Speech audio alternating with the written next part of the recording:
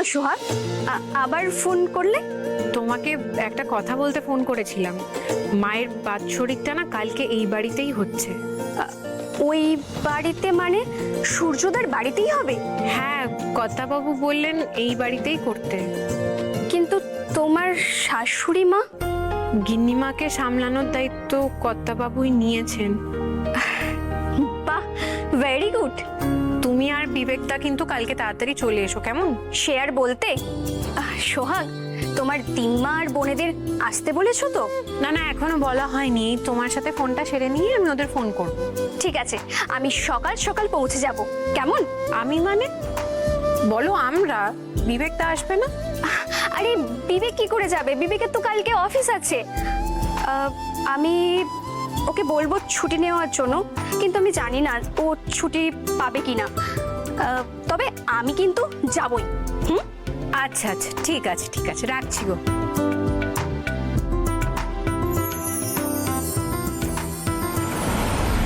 Excuse me, ma'am. May I come in? Come in, please. Yeah. Oh, what a pleasant surprise. এ তো মেঘনা চাইতেই জল। বস বস বস। কি ব্যাপার বল? দারুণ একটা ব্যাপার আছে। কি ব্যাপার বল?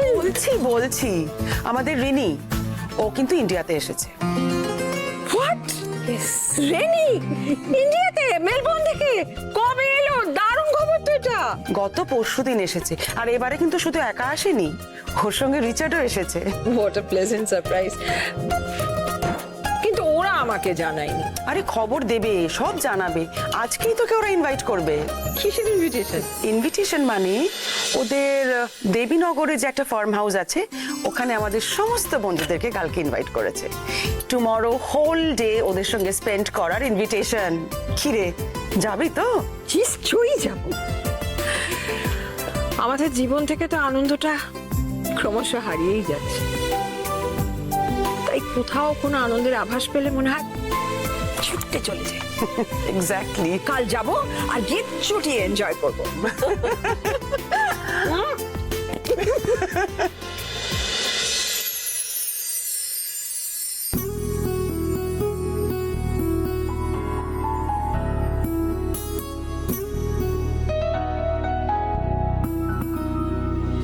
কি খবর মাই সান? বাবা, এতক্ষণ ভালো ছিলাম, এখন আরো ভালো হয়ে গেল। তাই? বসো না। Very good. বসবো তো বটেই। বস। তোকে একটা কথা বলতে এলাম। বলে ফেলো। কাল সোহাগের মায়ের মৃত্যুদিন। তাই? আচ্ছা বাবা, নিত্যদিনে কোনো পুজো হয়? হ্যাঁ, তা তো হয়ই। এবার বুঝতে পেরেছি। তাই দেখছিলাম সোহাগকে বিষ্ণুদাকে নানা রকম পুজোর জিনিস আনতে বলছিল, যেমন ধূপ, চন্দন, ব্লা। সূর্য, তোকেও কিন্তু এই পুজোতে অংশ নিতে হবে। আমাকে? আমি কি করবো বাবা পুজোতে? সোহাগ নিজের মায়ের কাজ করবে, এর মধ্যে তুমি আমাকে কেন টানছো বাবা? টানছি তার কারণ হলো সোহাগ তো স্ত্রী। সোহাগের মা মানে কিন্তু তোরও মা।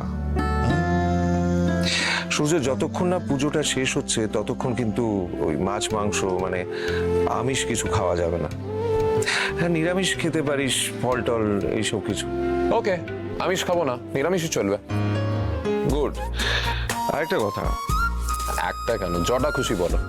যতক্ষণ না পুজোটা শেষ হচ্ছে ততক্ষণ কিন্তু কারণ সুধা পান করা চলবে না। আই এম সরি বাবা। তুমি জানো উইস্কি আমার পেটে না পড়লে আমার কেমন উইথড্রল সিম্পটমস হয়, আমার হাত পা কাঁপতে থাকে, বমি পায়, মাথা ঘুরতে থাকে বাবা। এখন তুমি বলছো সোহাগ বাড়িতে পুজো করবে, কালকে যদি পুজোতে আমার উইথড্রল সিম্পটমস হয় তাহলে তো পুরো পুজোটাই মিস হয়ে যাবে। না না বাবা, আমি তোমার এই কথাটা রাখতে পারছি না, আমাকে তুমি ক্ষমা করে দাও। আই এম সরি বাবা। তুমি বসো, আমি ওয়াশরুম থেকে আসছি।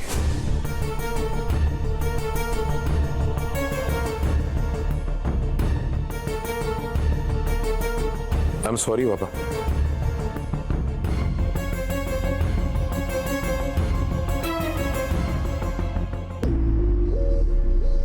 আমি আমি তোমার এই রিকোয়েস্টটা রাখতে পারলাম না, প্লিজ ডোন্ট মাইন্ড।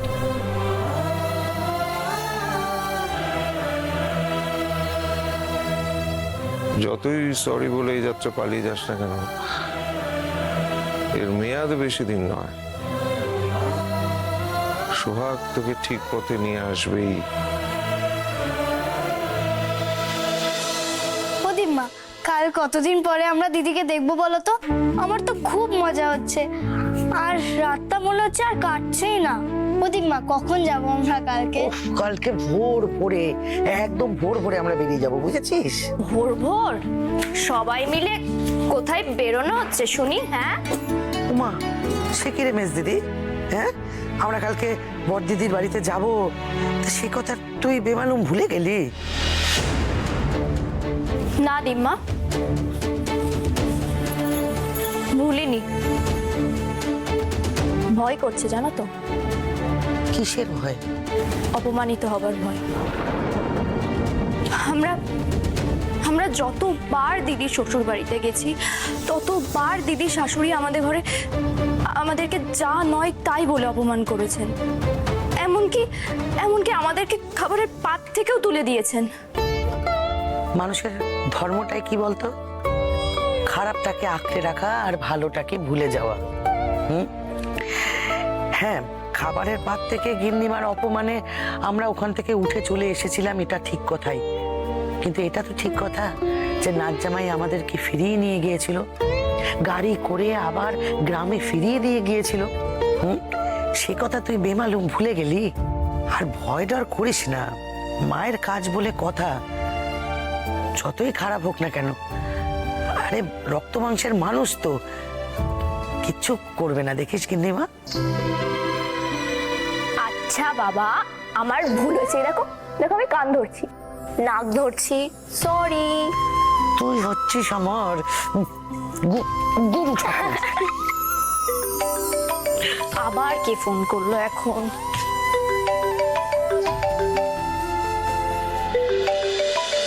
দিদি ফোন করেছে। দিদি ফোন করেছে? এই দিদি দে না, আমি দিদি। দাঁড়া দাঁড়া, দিদি ফোন করছে মানে নিশ্চয়ই তো কোনো কাজের কথা বলবে। শালু, হ্যালো দিদি, আমরা না তোর বাড়িতে যাচ্ছি কালকে। আমার খুব মজা হচ্ছে, খুব আনন্দ হচ্ছে। আনন্দ আবার করব না? এতদিন বাদে আমার শালুক রানীর সাথে দেখা হচ্ছে। আমার তো এখন থেকেই হাত পা তুলে নাচতে ইচ্ছে করছে। কিন্তু মাথায় রাখিস, সামনেই কিন্তু তোর পরীক্ষা। হ্যাঁ দিদি, মনে আছে, তাই জন্য আমি মন দিয়ে পড়েছি। আর কালকে কিন্তু তুই পড়া করবি না, আমি কালকে একটুও পড়বো না। আচ্ছা বাবা, ঠিক আছে, কালকের দিনটা পড়তে হবে না। আপাতত দিম্মাকে ফোনটা দে। হ্যাঁ দিদি, এক্ষুনি দিচ্ছি। হ্যাঁ বড় দিদি, বল। আচ্ছা শোনো না, বলছি মায়ের কাজের কালকের সব জিনিসপত্র নিয়ে চলে এসেছি, কিন্তু তুমি একবার শুনে মিলিয়ে নাও কিছু বাদ পড়লো কিনা। আতপ চাল, গঙ্গা মাটি, গঙ্গা জল।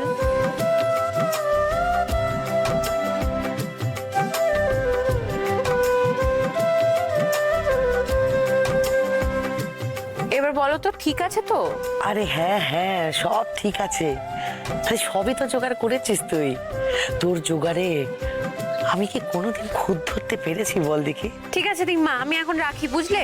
তুমি এক কাজ করো, কাল সকাল সকাল বেরিয়ে পড়ো কিন্তু। রাখছি, টাটা। দাও।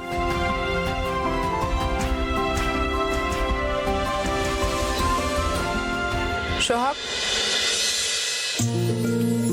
হ্যাঁ বলো।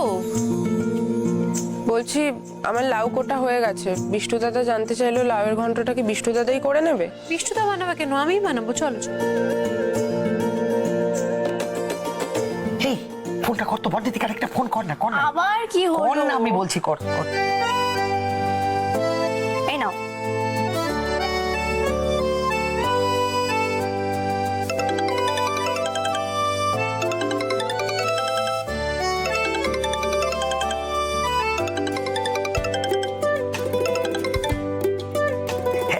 এই এই বড়দিদি, এই শোন না, ওই কথায় কথায় আসল কথাটা বলতে একেবারেই ভুলে গেছি। বলছি যে শোন না, নাচ জামাই যদি কালকে তোর সঙ্গে ওই মায়ের পুজোতে বসে, পুজো শেষ হওয়ার আগে অবধি একটু দেখিস ওই লাল জল টলগুলো যেন না খায় আর কি। আমি জানি যে কথাটা স্বার্থপরের মতন বলছি, কিন্তু নাচ জামাই যদি তোর সাথে তোর মায়ের কাজ করতে বসে, তাহলে তোর মা খুব খুশি হবে, মন থেকে আশীর্বাদ করবে তোদের। তুই আমার কথা বলবি, আর যদি না শোনে তাহলে বলবি যে একটা মা তার অকালে মরে যাওয়া মেয়ের জন্য এই অনুরোধটা করছি। বলবি তো? আপনি চিন্তা করবেন না দিম্মা, আপনার নাচ জামাই আর আপনার নাতনি দুজনে মিলে আপনার মেয়ের কাজ সব নিয়ম মেনেই করবে।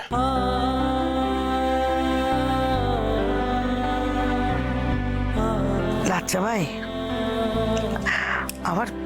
আমার বড়দিদির ভাগ্য খুব ভালো গো, যে তোমার মতন একটা বর পেয়েছে।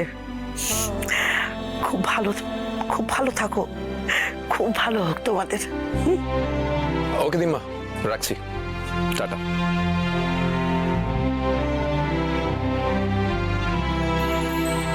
ধন্যবাদ স্যার।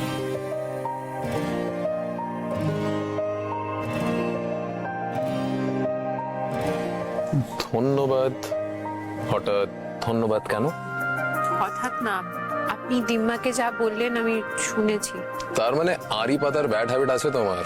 আমি আড়ি মোটেই পাতিনি স্যার, আপনার জিনিসগুলো দিতে এসেছিলাম, তখন আপনার কথাগুলো কানে গেল।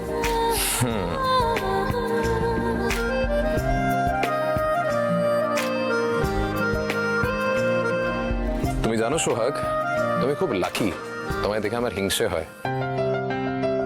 আমায় দেখে হিংসে? হঠাৎ হিংসে কেন? আমার দুর্ভাগ্য দেখে তো কষ্ট পাওয়া উচিত। হোয়াট?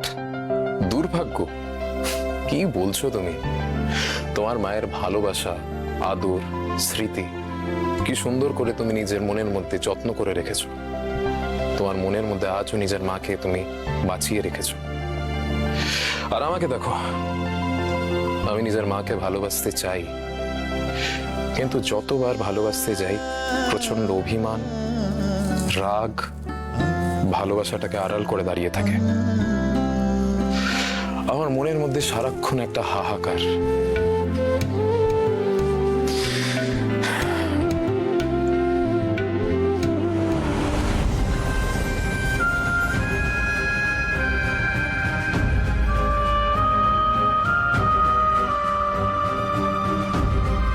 কেন সোহাগ, এটা রেখে দাও, তোমার মায়ের কাজের জন্য যা যা লাগবে নিয়ে নিও।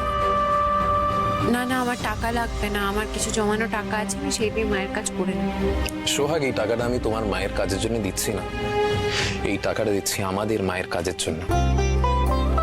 বাবা বলেছে, দিম্মাও বললেন, বিয়ের পর স্ত্রীর মা নাকি স্বামীর মা হয়ে যায়, উল্টোটাও হয়, স্বামীর মাও নাকি স্ত্রীর মা হয়ে যায়।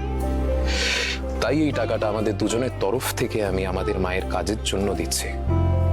আশা করছি এবার তুমি আর না বলবে না।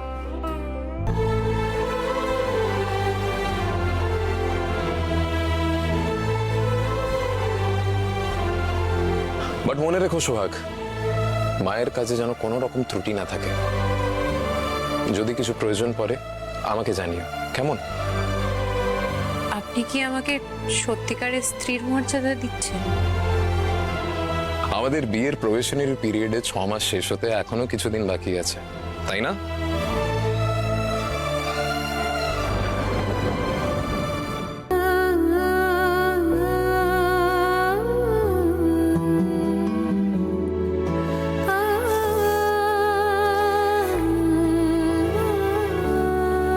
ও, মায়ের বাৎসরিকের দিন যে আমি শাড়ি জামা কাপড় দান করি সেটা তো মিতাকে বলা হলো না, একবার ফোন করে জানিয়ে দি।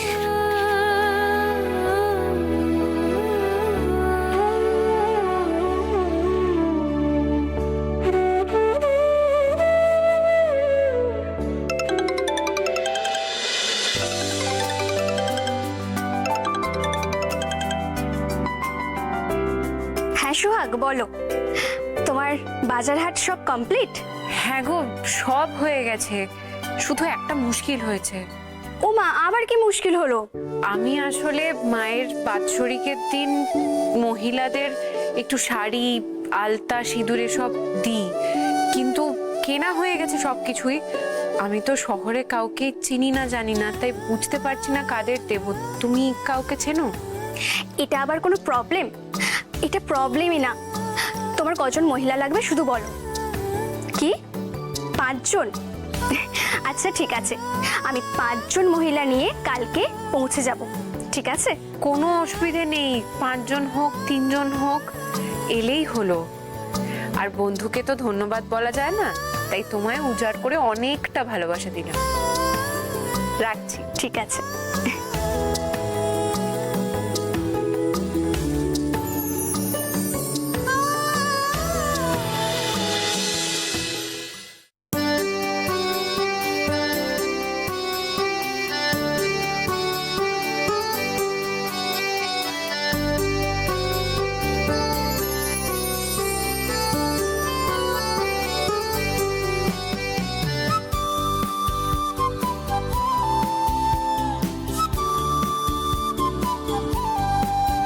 আপনি কি কিছু খুঁজছেন? হ্যাঁ, গাড়ির চাবিটা খুঁজছি। দাঁড়ান, দেখছি আমি।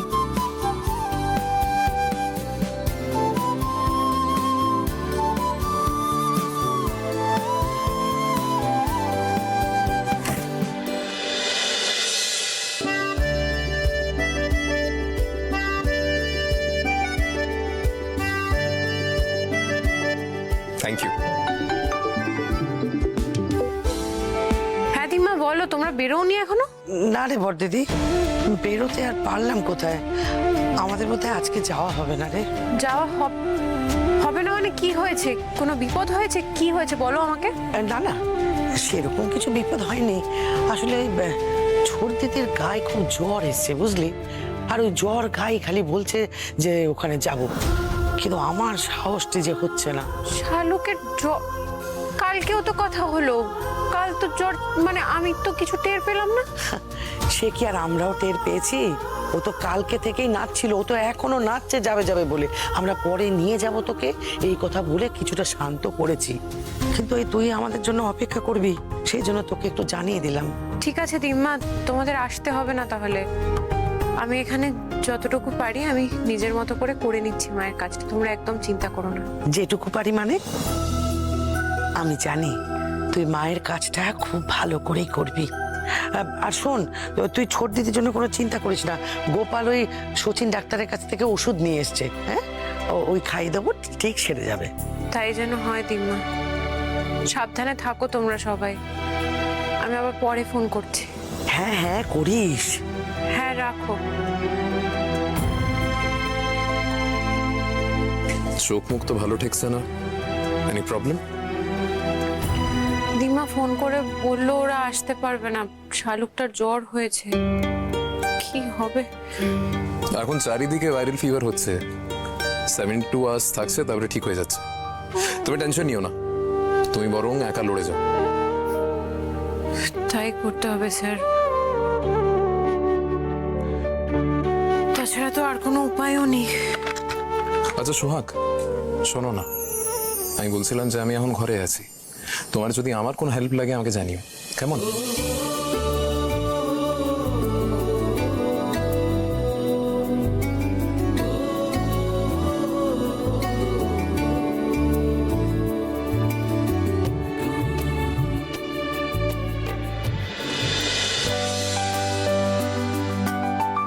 ইন্দ্র, আমি না একটু দেবীনগরে যাচ্ছি। হঠাৎ দেবীনগর? আমার বন্ধু আছে না রেমি, ওর দেবীনগরে একটা ফার্ম হাউস আছে, ও মেলবোর্ন থেকে ফিরেছে, তাই আজ ডে স্পেন্ড করার জন্য আমাকে ইনভাইট করেছে। তো বেশ, তো যাও না, ঘুরে এসো। Okay bye. হ্যাঁ, ও শোনো, বলছি আমার একটা কাজ করে দেবে প্লিজ? হ্যাঁ বলো না। মিস্টার তপাদারের অনেকটা অ্যামাউন্ট ডিউ আছে, উনি যদি পুরো পেমেন্টটা না করেন তাহলে কিন্তু আমাদের সাথে ওনার অ্যাসাইনমেন্টটা আর থাকবে না, ক্যান্সেল করতে হবে ওটা। আর আমাদের বিবেককে বলবে যে মিস্টার আগরওয়ালের সাথে যে আমাদের কন্ট্রাক্টটা আছে ওটা রিনিউ করে যেন মিস্টার আগরওয়ালকে একটা মেল করে দেয়। That's it. বলতে পারবে তো? জো হুকুম মহারানী। বাই। আবার কি হলো? ইন্দ্র, তুমি সূর্যকে একটা কথা বলো। সূর্য সারাক্ষণ নিজের বউয়ের পুজো না করে যেন আজ একটু অফিস যায় আর গিয়ে খেয়াল রাখে অফিসের কর্মচারীরা ফাঁকি মারছে কিনা। আজ তো সূর্য অফিস যেতে পারবে না। কি হলো, যা বললাম সেটা কানে গেল তো? হ্যাঁ, কানে যাবে না কেন? আমি বলে দেবো, তুমি নিশ্চিন্তে থাকো। ঠিক আছে, বাই।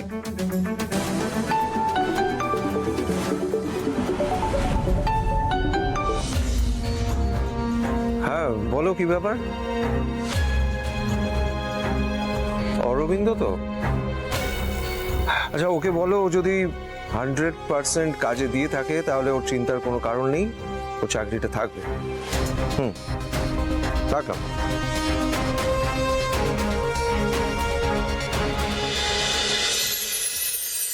কথা বাবু, বল। বলছি আজকে মায়ের কাজটা কার শেডে করি? মায়ের কাজ কার শেডে করতে হবে কেন? আমাদের বাড়িতে তো অনেক জায়গা রয়েছে, কোথাও একটা করলেই হবে। এর জন্য আবার বাড়ির বাইরে গিয়ে কার শেডে করতে যাবি কেন? এখানে কোথায় করব? কোথায় মানে যেখানে খুশি, এই তো এখানেই করে নিতে পারিস।